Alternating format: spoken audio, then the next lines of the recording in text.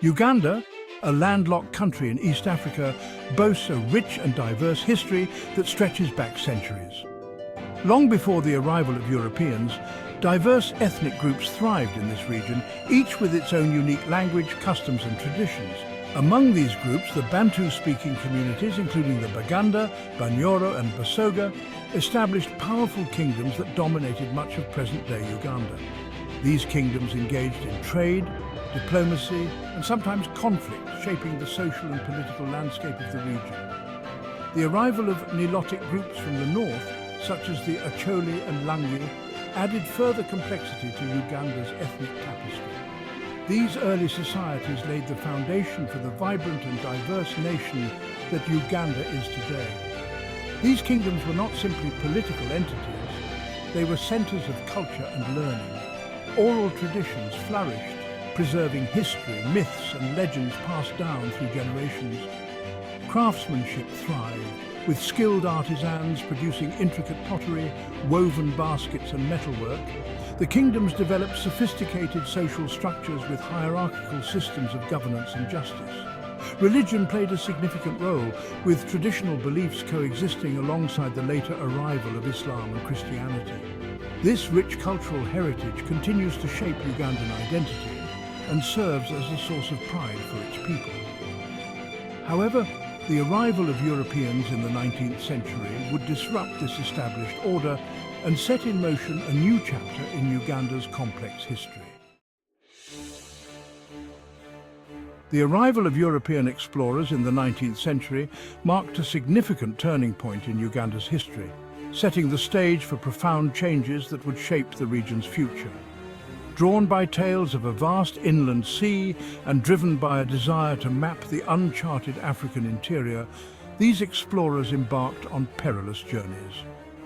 Notable figures like John Speke and James Grant ventured into the region, driven by curiosity and a thirst for discovery. Their detailed accounts of the kingdoms they encountered, particularly the sophisticated and well-organized Buganda kingdom, piqued European interest and fascination with the region. This burgeoning interest, however, soon morphed into ambition and greed, as European powers, caught in the throes of imperial expansion, sought to extend their influence and control over African territories. The scramble for Africa, a period of intense colonization and competition among European nations, saw these powers carve up the continent, drawing arbitrary borders with little regard for existing ethnic or cultural boundaries.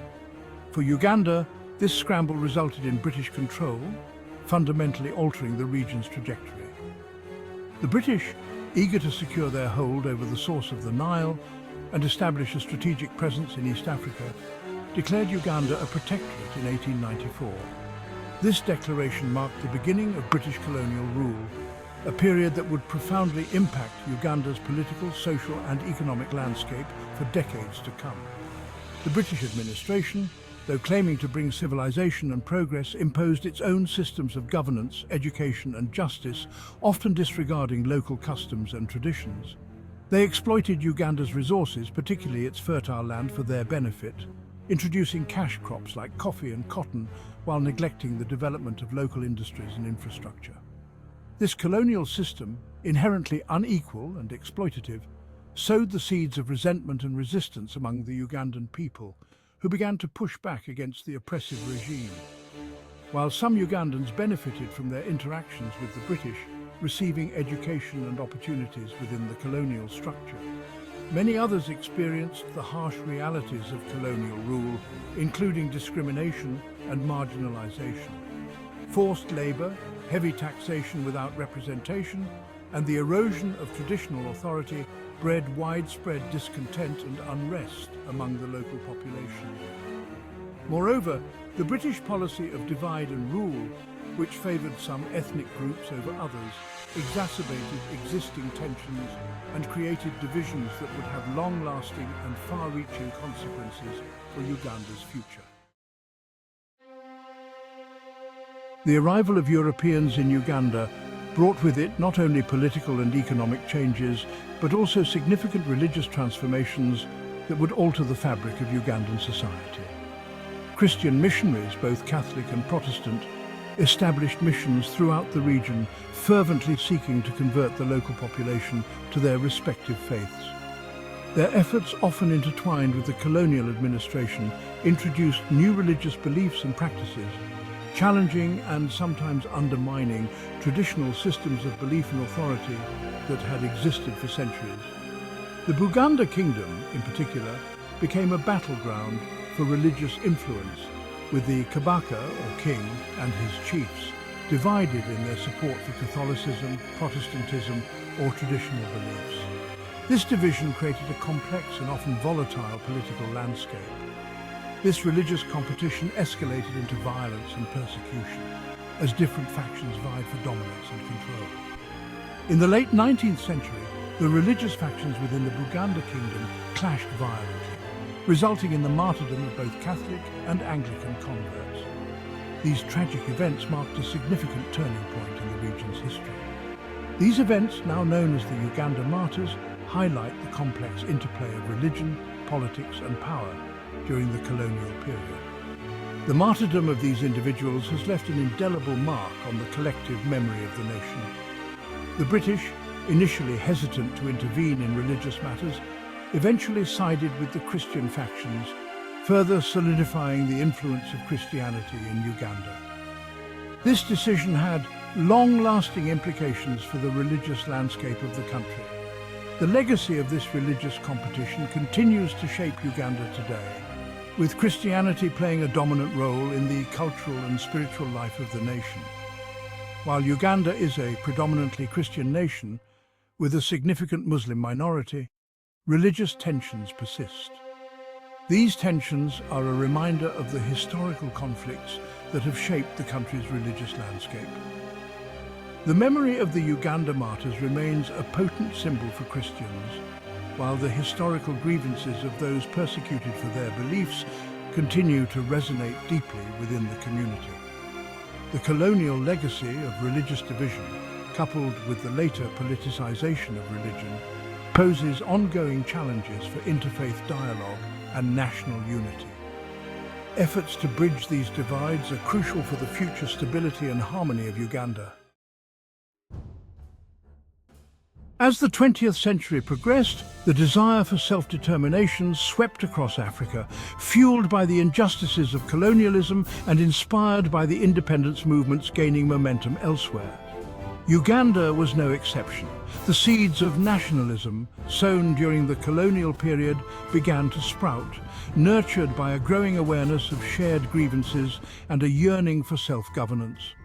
Educated Ugandans, exposed to new ideas and political ideologies, played a crucial role in articulating these aspirations, forming political parties and movements that challenged the legitimacy of British rule.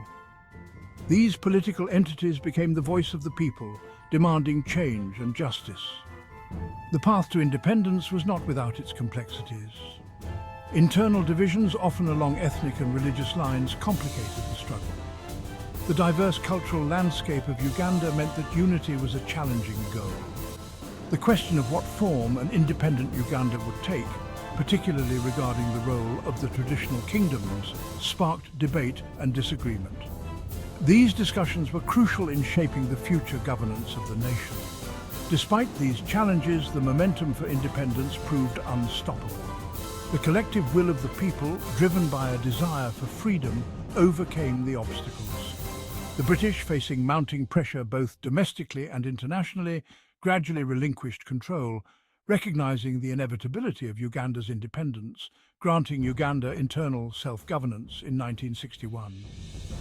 This was a significant milestone, marking the beginning of the end of colonial rule. On October 9, 1962, Uganda finally achieved its long-awaited independence. The day was marked by jubilant celebrations and a sense of collective achievement. Milton Obote, leader of the Uganda People's Congress, became the country's first prime minister, a pivotal figure in the nation's early political landscape, ushering in an era of hope and optimism. The streets were filled with joyous citizens, celebrating their newfound freedom and the promise of a brighter future. The celebrations that marked this momentous occasion reflected the aspirations of a nation eager to chart its own course. It was a time of unity and national pride. However, the euphoria of independence would be short-lived, as the realities of governance and nation-building set in. As Uganda soon found itself grappling with the challenges of nation-building, striving to create a cohesive and functional state. Navigating the complexities of post-colonial politics, which included managing diverse interests and forging a unified national identity and confronting the legacies of its past. The remnants of colonial rule left deep scars that would take time and effort to heal. The road ahead would be fraught with obstacles, testing the resilience of the newly independent nation. Yet the spirit of the Ugandan people remained unbroken, determined to build a prosperous and just society.